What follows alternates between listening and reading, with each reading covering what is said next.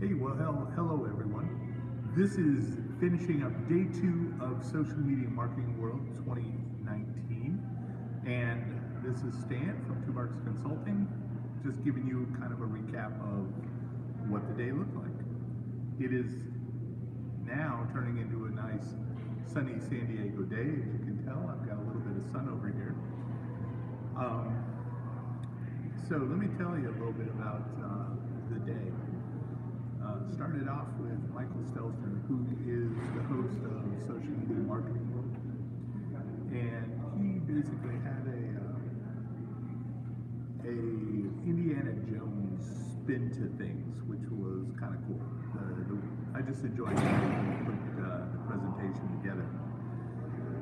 But what he talked about was the transformation of Facebook since about 2014. Facebook has been working very hard to overtake Google in a lot of areas. But that doesn't mean when that's happening, he's walked us through all these changes that has happened on Facebook. And Facebook is really about connecting people and not necessarily presenting content. So if you're presenting content, you probably are going to see that all more and more difficult in how that all works. So this is kind of a continuation from last year. He talked about this also last year, but bigger is not better. Going out for more people is not necessarily better, but better can be better than better, I guess. Better is greater than bigger, something like that, I don't know. But anyways, we need to focus on the impact that we can provide for a smaller group. And this means getting out there and working on engagement and sharing things like these videos for everyone. So things that we need to think about when we're trying to increase this engagement or connection with people is we need to do more with stories, right? Facebook doesn't want you just to present information like I'm doing right now, but they want you to weave stories in. And so that helps you stay in front of your fans, create more engagement, which then you can leverage in your Facebook advertising. Okay? So Facebook stories, Instagram stories, that's where you need to go out and create these conversations, right? So some people are doing some cool things like, having coffee in the morning with other people, just sharing some ideas, which seems pretty attractive to me. In the blog post that I'm going to share about this, I will certainly put in some links that I can find to some of the folks that are doing this really well. He also, talking about the watch rate, that if you're really creating long-form videos, probably YouTube is a better place to do it. But you can create short videos, short clips on Facebook and point them over to YouTube. And that's a strategy that I'm using certainly this week as I create this video, telling you what's happening. But I'm going on Facebook and saying, hey, go check out what I put on YouTube. So, and let's see, what else? Building up playlists, various things that you can do on YouTube. So that was the first session. That kind of set the tone for the day. And the next one I went to was focused on social media marketing for local businesses. So I'm working with some local businesses, and I don't expect that they're going to go more past the region. So how can we get more traffic then? And this Bruce Irving, he is, ran a pizzeria, figured out how to do the marketing. Now he's helping other people do it. And, he asked some very important questions like, what are you using the social media for? Who are you targeting in that nature? So your general audience. So you have general audiences and potential customers, and he provided all kinds of different examples on how you can leverage these social media platforms, right? So you're basically posting for engagement. From engagement, then you can get to retargeting, and you're just trying to increase that people know, like, and trust you. That you're moving along that scale. You want them to get to know you, and that's why you're putting certain content out. But you want to create that engagement, get them to like you so they can trust you to do business with you.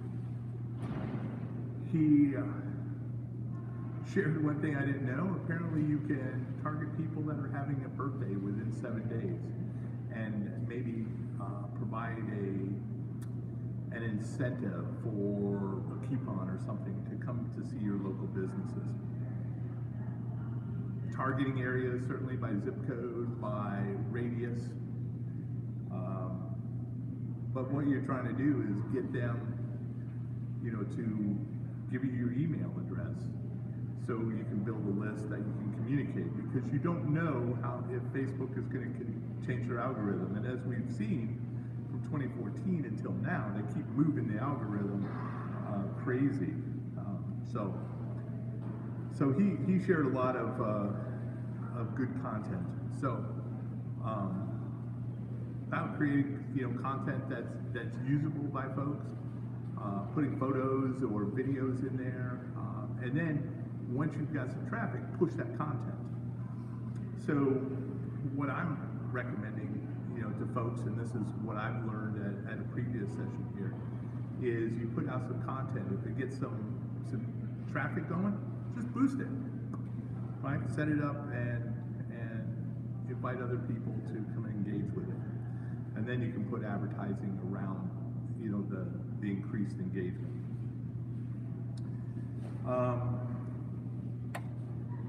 Got to get out and do video. Video is really important. Short form video, long form video, but just getting out and doing video. You rip and grin with people every day, face to face. Do the same thing on video. Get out there, say hello, get them to know you, know, like, and trust. But it's important that we're out there doing those kind of things. Okay. One video a week. Tell them something about your product, about your behind the scenes. Get them to know you, and that'll go far. And one of the nice things about the video is you can retarget on it, right? People who are watching so much of the video, you can retarget because you are now talking to a warm audience, that they know you, that they're interested in your product, but you can keep moving on. He provided a detailed example on how to leverage Facebook Messenger, and too detailed really to kind of share, but using a program called ManyChat, which is a bot that you can automate some of the processes, but you basically create a link from your content into that bot and to increase engagement so you can get them on your list. Okay. So, what else? Instagram. Using stories, right? Behind the scenes stories, check out local hashtags, checking out what the top posts are, the recent posts, and you can then kind of mark it in there once you've established some kind of engagement and be able to retarget on that. One of the cool ideas that I got from this was having events for your local influencers. Get on these socials, find out who is, really heavy influencers, and then have maybe monthly gatherings where you're pulling these folks in and getting them to talk about what you do. There was a question on whether he did Google advertising, and he said no, that he doesn't do a lot of Google advertising because Google advertising in his mind is defensive, which means people are going out and searching for you, and instead he wants to be offensive and aggressive aggressively put himself in front of other people. So I thought it was kind of interesting. Then I sat in on a session from Nicholas Kuzmich, and it dealt with creating ads. And he went into a lot of different storytellers, but basically there's three things that he focused on. One is you need to capture attention, right? When people are scrolling, you want to be the one where they go, oh, what's this? Okay, so he talked about different strategies where you can improve upon the imagery that you put in front of people so they stop their scroll, so they want to check out what you're doing. And parts of that are, increasing the image, the contrast, doing grayscale, evoking an emotion, something that gets their attention. So you want a picture that tells a story without words. Then the other thing is establishing a connection, providing questions where people start engaging. And one of the first questions is ask a question that the answer is yes. He gave an example. He asked somebody in the audience, hey, do you have kids? Yes. Okay, once you start with the yes, then it makes it easier to engage in more content. The last part was making sure that you have a call to action. And so in this, he put kind of 10 elements, and he kind of broke it down pretty cool. Right, start with this question, kind of build a rapport, make sure that it's time sensitive, right? That, hey, this week we're doing this, right? And put your offer out there. Make sure that you have a call to action. Use a link shortener, right? So you can help to track that link that you're using. Make sure that you have a great image. And what else? And a few other things that he had on there. So definitely a very cool session. Then I sat in on a session with Amanda Bond, and this is the second year in a row that I went to her session. I was blown away the first time. And she has a system, the strategy system, where she is basically, everything that she's doing is trying to fill 6 buckets. And these 6 buckets happen to be where you can do Facebook ads against. So this was all about Facebook ads, using organic and Facebook. So everything kind of tailored around those 6 buckets. And those buckets are email, your pixel website, engagement on Facebook, engagement on Instagram, watching a video on Facebook, watching a video on Instagram. For each of those buckets, you can retarget. And so everything that she was doing, her whole ad campaign, which ended up being in 3 major sections, I'll tell you about those in a second, but there was multiple ads in each one of them. And they kind of fed one into the other, which was pretty cool. But there was very few call to actions where you were specifically telling them to do something. So the first one, well, the 3 areas that you're moving them through was connect, commit, and close, which is, you're showing them your branding, you're turning them into a lead, you're trying to get a sale, or cold audience, warm audience, hot audience. So those 3 areas, those were the sequences, and you work through those sequences. And basically what you're trying to do is warm your audience up to the point where they buy, that you can make a sale. So in each one of them, you had 3 different ads. The first ad was just about engagement, that you just getting them to answer a question, yes or no, do you do this, do you do that, having them answer a question. Important not to use a picture that looks like an ad, okay, just make it like it's part of the screen, but use those strategies that Nicholas Kuzmich mentioned, get it to pop, so it gets out there. Ad number 2 was, establishing your authority. Ad number 3 was getting, kind of talking about a testimonial or a case study where you were successful. No call to actions on those. That's just ads, putting them in the faces of people, and as an effort to just kind of warm things up.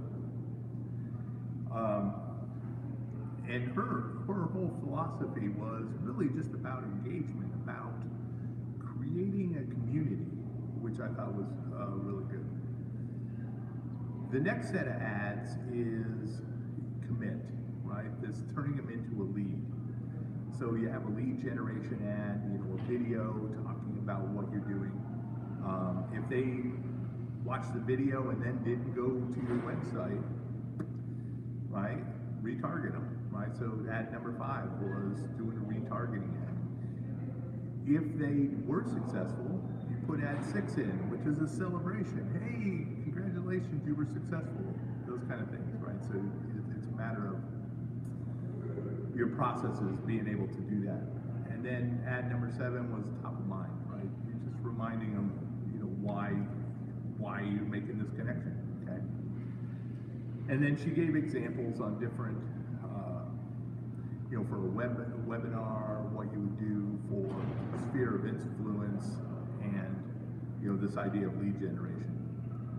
And then the closers, which basically you're looking to handle the objections. If they don't want to buy, right? What's the objection? Why don't they want to buy? And put an ad in to address that. Put another ad to address that. Put another ad to address that. So these kind of stacked up. And then finally she gave a strategy which I'll have to explore, but it's talking about Gary Vaynerchuk's $1.80 campaign. And it's basically going in and drumming up business by going to Instagram and just commenting on different posts and hoping to get some interaction. So then, as soon as you get that interaction, ads start being placed in front of them. So this was kind of an interesting strategy, and it layers on more what she said last year. So I'm going to go back to those notes and tie these together. And then one I was really looking forward to, but it turned out to be, I wasn't necessarily happy with the presentation, was talking about Google's Data Studio. But I went in there and was able to see a little bit about the Data Studio and what it can do, and I figured out how to make connections from different data, and it looks like it's going to be a really powerful tool. So I will certainly talk about that more, in future videos on what I'm figuring out there. Then the last 2 sessions, I honestly didn't stay in. One was on attribution analysis, and the place was just packed. I was having a little bit of a headache, so I just said, okay, I'm out of there. And then this last one on how to be remarkable was a keynote, but it didn't necessarily fit my style. So, hey, that was it for the day, but just a wonderful day. I'm going to follow this stuff up with blog posts. But in the meantime, if you like this, right, give me a thumbs up. I'd be grateful, right? If you have any questions, post the questions, right? Is there anything that you want me to explore? Any questions you want me to ask of people? Anything that you are wrestling with that I can help you with? Just go ahead and put them in the chat, and I'd really appreciate that. So until tomorrow, hey, got cut off. So anyways, I'm gonna stop this for now, and